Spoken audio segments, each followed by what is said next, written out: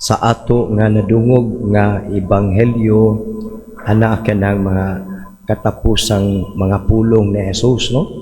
Nagsugod na siya og panamilit ning isang mga anak, dili na ako magdugay uban kaninyo. Og niingon siya nga, dili kamo makaadto sa akong adtuan. Na mitingog si Pagarpar Pedro, mingon siya nga, asa man kamo adto Ginoo?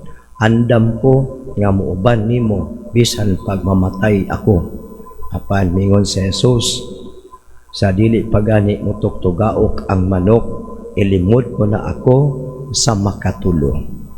So nining mga adlaw atong nadungog ang mga pulong ni Jesus puno og mga kanang bugat nga mga pagbati.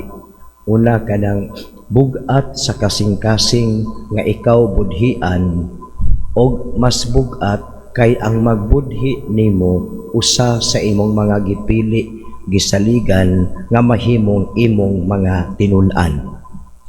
So kung bugat sa ato, masuko ta nga budhian ta, limbungan ta sa atong mga silingan, si Jesus mas bugat ang iyang pagbati kay siya gilimbungan usa-usa sa iyang mga gipili nga mahimong tinun-an.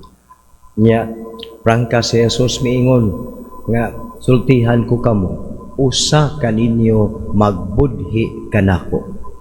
Ang mga tinun-an nagpangutan alay kinsa kaha. So si Pedro Misinyas ngadto sa kanang pinangga nga tinun-an og miingon hangutan kung kinsa. Og miingon si Jesus ngadto sa tinun-an, ang pan nga akong ituslob sa panaksan ihatag nako sa tawo nga magbudhi. So ituslo niya ang pan og ihatag niya kang Judas. Ang mga tinun-an nga uban, except sa katong beloved disciple, wa man to makadungog kung kinsay gipasabot ni Jesus pag-ingon niya nga akong ituslob ang pan sa panaksan, unya ihatag nako sa magbudhi. Ang nakadungog adto kadturang beloved disciple. Busa sa paghatag ni Jesus sa pan ngadto kang Judas, unya giingnan siya ni Jesus, buhata dayon ang buot nimong buhaton. Ang mga tinun-an wa kasabot, abi nila og ipapalit niya si Judas og pan para sa ilang celebration coming Friday, kadabang pan para sa pangilin sa pagsaylo, or doon na siya ipahatag nga tabang ngadto sa mga kabus. Apan ang beloved disciple nakadungog sa gisulti ni Jesus, og siya nakasabot nga kadto si Judas mao ang magbudhi. Ang ubang tinun-an wa kasabot kay wa man sila makadungog sa gisulti ni Jesus. So sakit paminawon nga for how many years? For 3 years silang, so kanang kuyog-kuyog, 3 years sila nga nagkaon together, mission sending together. 3 years sila nga nakasaksi sa milagro ni Jesus. Apan adunay usa nga na failure kay nahimong mabudhion kang Jesus. So kung mao kini mga igsuon, ngayon kita nga sa atong kinabuhi, no? Sa kinabuhi nato, dili kita mag-expect nga everything is favorable for us. Kay bisan gani ang Ginoo nakasinati man siya og pagbudhi.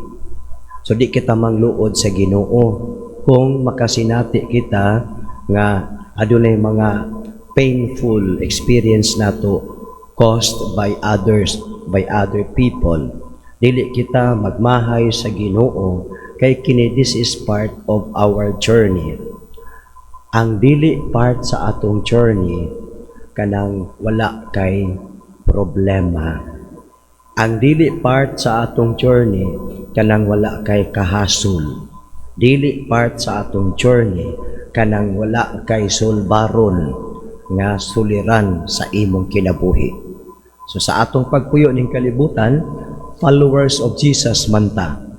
So mingon si Jesus nga ang tinun-an mosunod kanako. So we follow Jesus' way. Mao na nga kung doon na mo'y mga kasinatian nga gibudhian, doon na mo'y kasinatian nga murag gibaligya ka, doon na mo'y kasinatian nga gilimbungan, doon na kay kasinatian nga napahiya ka tungod sa uban, ayaw lang pagpadaog nga naman kabahin ka na sa imong paglawig ni ining kalibutan. Manindog kita og atong ipadangat ang atong mga pangaliya.